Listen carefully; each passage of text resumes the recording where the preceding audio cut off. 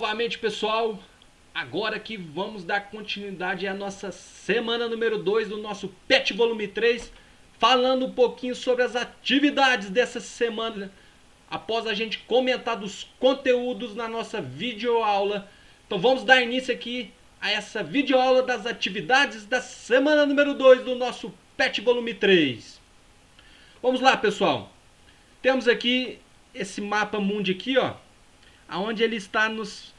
Então uma resolução um pouco ruim, mas ele está nos mostrando aqui sobre questões de apropriações de terra, país de origem dos investimentos estrangeiros, estão aí com as cores mais rosa e lilás, né? E países visados pelos investimentos estrangeiros, pessoal, que seriam os países verdes aqui, ó.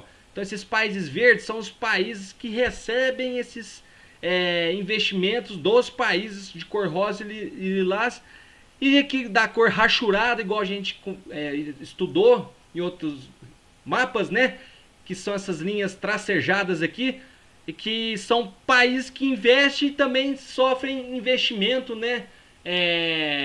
Nessa parte aí de terras, né?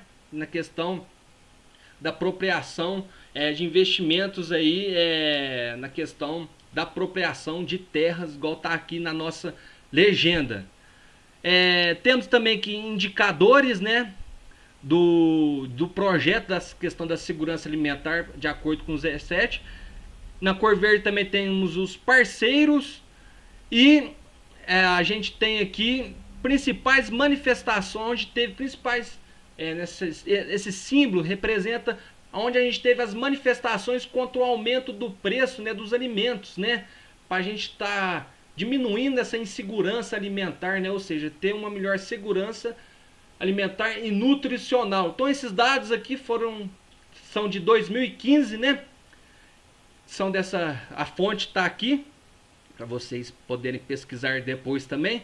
Então vamos lá. Acima temos um exemplo de mapa temático que utiliza as variáveis cor e forma para representar a dinâmica de apropriação de terras no mundo, pessoal. Que grupo de países os tons de lilás representam? E os tons de verde? Então, pessoal, os tons de lilás aqui e os tons de verde, a gente tem aí o grupo de países que tanto são investidores, né, na cor de lilás mais rosa, aí são os países que são os investidores na questão, nessa questão de terras, né, na apropriação de terras, né, nesse investimento para estarem apropriando cada vez mais essa apropriação de terras. Então a cor rosa e lilás está representando esses países, e também são, aqui abaixo está nos informando, são indicadores lá do projeto do G7, né, que são a cor rosa também, que está ilustrada aqui no mapa. E os de países de cor verde, né, são os países que recebem todo esse investimento na apropriação de terras, né, que tá onde está vindo todo o capital e investimento desses países de cor rosa e lilás. São esses países aqui de cor verde e de cor verde escura e mais clara que estão recebendo todo esse investimento. E também são os parceiros, de acordo com o que foi informado aqui na legenda, né, pessoal? Então, como estão representados os países que investem em terras e ao mesmo tempo são alvos de investimento? Como eu comentei para vocês, são os países de cor rachurada, né? Igual temos aqui como exemplo o Brasil, alguns países da Europa aqui, da Ásia, e a Rússia também. Que países são esses? Já falei aqui quais são os países da cor rachurada, né? Os países que a gente tem de cor rosa e lilás, temos, por exemplo, aqui o Canadá e os Estados Unidos. E os de cor verde, como foi mostrado aqui, temos, por exemplo, aqui a Etiópia, a Somália, né? A Tanzânia. Então, alguns exemplos de países, igual foi nos perguntado aí na atividade número 1. Atividade número 2. No ano de 2008 ocorreu uma grave crise alimentar mundial, causada por causa do crescimento da demanda por alimentos, uso de grãos para a produção de biocombustíveis, alta do preço do dólar, entre outros fatores, contribuíram para isso aí, para essa crise, pessoal. Indique os países onde ocorrem manifestações contra a alta do preço dos alimentos. De acordo com esse mapa temático, com a legenda aqui, tem esse símbolo aqui que está representando aqui os países que sofreram manifestações contra a alta do preço. Por exemplo, temos aqui a maioria desses países está no continente africano, pessoal. Aqui, ó, Senegal, Guiné, na Nigéria, na Somália, alguns dos países que sofreram manifestações contra o alto preço. Na América temos aqui o México, na Ásia, como por exemplo tivemos aqui no Paquistão também manifestações contra a alta do preço. Em quais continentes esses países se localizam? Igual eu comentei para vocês, temos do continente americano, aqui africano e também até na Europa não teve, pessoal, só americano, africano, asiático e também aqui na Oceania, algumas ilhas aqui da Oceania, como foi mostrado aqui, por exemplo, as Filipinas. Atividade número 3, pessoal. Observe o gráfico abaixo e o mapa das atividades para a gente estar respondendo aí as próximas atividades. Temos aqui esse mapa representando aqui, pessoal, o número de pessoas em situação de insegurança alimentar grave em milhões no ano de 2017. Temos aqui a quantidade de pessoas, né, chegando perto aqui de 800 milhões, o mundo todo sofrendo com a insegurança alimentar, ou seja, fome, né, pessoal? Infelizmente. Temos a África que, infelizmente, a grande porcentagem, a maioria da população que está sofrendo com a fome está lá na África. Temos também a Ásia, em segundo lugar. Depois aqui, uma pequena porcentagem aqui da América Latina. E ainda um pequeno porcentagem aqui na América Anglo-Saxônica e Europa. Né? A América Anglo-Saxônica seria Estados Unidos e o Canadá, pessoal. Vamos lá. Atividade 3. Em sua opinião, é possível estabelecer relações entre a insegurança alimentar e o processo de apropriação de terras, pessoal? Agricultáveis por empresas e países estrangeiros? Explique. Então, pessoal, em sua opinião, é possível a gente estar estabelecendo relações entre a insegurança alimentar e o processo de apropriação de terras agricultáveis por empresas, muitas delas multinacionais e países estrangeiros, vamos dizer assim? Explique. Pessoal, particularmente, eu penso que a gente pode estar relacionando sim essa insegurança alimentar nesse processo de apropriação de terras agricultáveis por países estrangeiros, né? Onde os países mais desenvolvidos, ricos, que detêm o capital e também essa alta tecnologia aí, né, pessoal, que a gente tem hoje para ser empregada na agricultura, no agronegócio. Então esses países estrangeiros, eles vão apropriando de terras agricultáveis. Em sua maioria, essas terras são nos países subdesenvolvidos. Então seriam áreas que poderiam estar sendo destinadas à agricultura familiar, né? E assim diminuindo então grande parte dessa população que ainda sofre com a insegurança alimentar, né, pessoal? Então com isso, com certeza, essa insegurança alimentar tem relação nesse processo de apropriação de terras agricultáveis por países estrangeiros, esses desenvolvidos, se apropriando de terras nos países subdesenvolvidos, onde essas terras poderiam ser principalmente empregadas na agricultura familiar, diminuindo assim então essa grande insegurança alimentar, essa grande porcentagem na população mundial.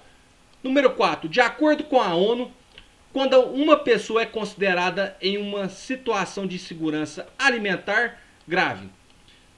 Você conhece pessoas que vivem nessas condições na sua região? Relate. Então, pessoal, de acordo com a ONU, quando uma pessoa é considerada em situação de insegurança alimentar grave, a gente tem aqui, igual foi falado aqui nos nossos conteúdos, né, pessoal, no finalzinho aqui, sobre essa questão da insegurança alimentar, principalmente te falar na questão da ONU, né, que ela exerce, a instituição que faz todos os estudos, os relatórios, e nesses estudos e relatórios elas têm indicadores que nos mostram quais países estão aí sofrendo com essa insegurança alimentar, né? Quais seriam os países que estão nessa grave insegurança alimentar? Então, de acordo com a ONU, seria principalmente nessa situação onde ela demonstra nos seus relatórios, vamos dizer assim, quais são os países, o porquê, quais são as consequências, da onde vem toda essa insegurança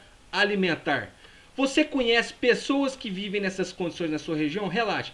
Se aqui na nossa região vocês aí têm algum conhecimento de pessoas que vivem aí nessas condições de insegurança alimentar, de muita pobreza, passando fome, onde elas não conseguem aí ter a sua necessidade diária de poder estar alimentando e assim ter uma qualidade de vida agradável, né, pessoal? Então relate aí se na sua região você tem algum relato sobre isso.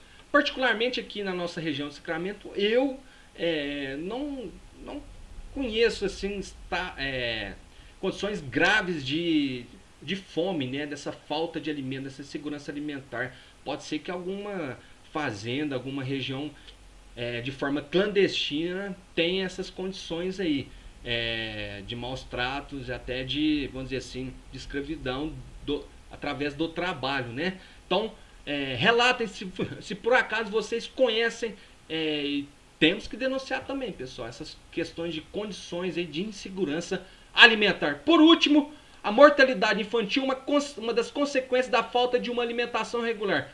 Observe o mapa da mortalidade infantil de 2015, né? Que a gente tem aqui esse mapa mostrando como seria a mortalidade infantil de acordo com o seu alto índice nesse mapa temático dos continentes.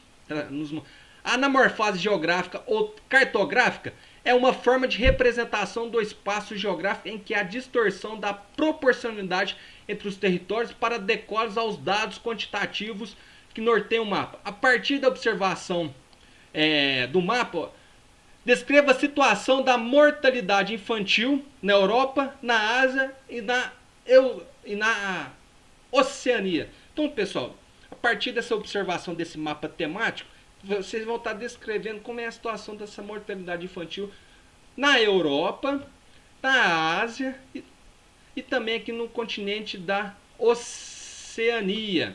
Só nesses 3 continentes. Então a gente vê que a Ásia bastante larga, né, que é um mapa de anamorfose geográfica ou cartográfica, que ele vai se moldando de acordo com o que a gente quer representar dos dados avaliados e levantados, né, pessoal? Então, por exemplo, aqui na Ásia a gente tem um alto índice dessa mortalidade infantil, né? Por isso que a gente tem esses países nesse continente dessa forma. Na Europa a gente tem um índice baixo dessa mortalidade infantil, né? Então por isso que o continente está bem pequenininho, né? E aqui já está grandão pelo alto índice de mortalidade que se encontra na Ásia. Na Oceania a gente tem um meio termo, né? Uma forma intermediária dessa mortalidade. Então ela não está tão elevada igual está aqui, também não está tão baixa como está na Europa, né, pessoal?